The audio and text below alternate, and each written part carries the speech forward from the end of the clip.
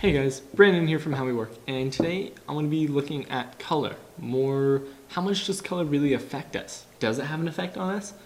A lot of people seem to think so, but is this often over-exaggerated? Does it really have this great influence on us?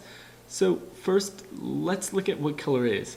Color is actually different waves, and so what that means is that color travels in waves, but they're at different frequencies. So for instance, blue or violet travel at 700 nanometers, and that's just how long it takes for it to do one little wave. Now, red travels at 400. So does this different wavelength really change our emotions or our mood? Well, a lot of people seem to think so. So if you Google what do colors mean, you're going to get some surprisingly different answers. For instance, white means innocence or purity, while yellow is more optimistic or adventurous.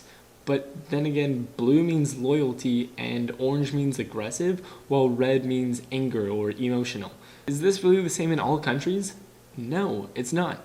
For instance, white over in India is the sign of mourning, and yellow actually signifies intelligence. So it's not really looking great. I mean, if different countries have different meanings, how can they all have the same influence on us?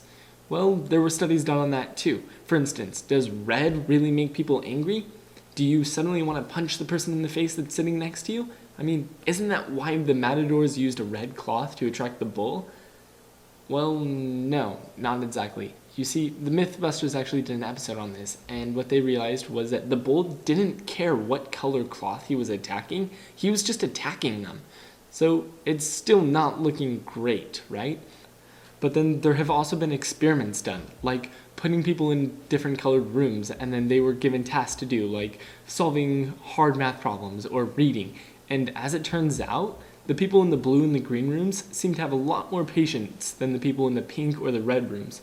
So maybe there is some validity to this, right? Okay, there are countless studies done connecting emotions and colors, but how much of this is actually connecting a certain emotion with a specific color? What about different cultures? I mean, if different cultures have different meanings, doesn't that mean that they should be affected by different colors or the same color in a different way? Well, no. As it turns out, a group of students at Berkeley designed a test like this. And what they did was take data from countries all across the world, including toddlers from Asia and grown-ups from Africa, and then they compared them all together. And what they found out was that red really does promote anger, or pink really does kind of have a tendency to neutralize their energy. Yellow is a sign of happiness. So surprisingly enough, all these countries and different people, they had a surprising correlation between the colors. So yes, it seems like color really does have an effect on people. But can you control someone's mind with a certain color? I mean, if you showed someone a yellow shirt, are they suddenly going to be as happy as a clam? Well, no, not exactly.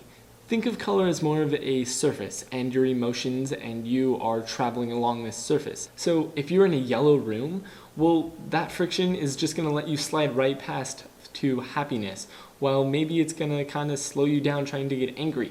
But if you're in a red room, well, that's going to do the exact opposite. It's going to make you angrier and less happy, and it's just going to speed up the process of you getting angry at that person. So although you can't really control someone with color, you do have a pretty big influence on their emotions and their attitudes. Well, I hope this has been entertaining, and thank you for watching.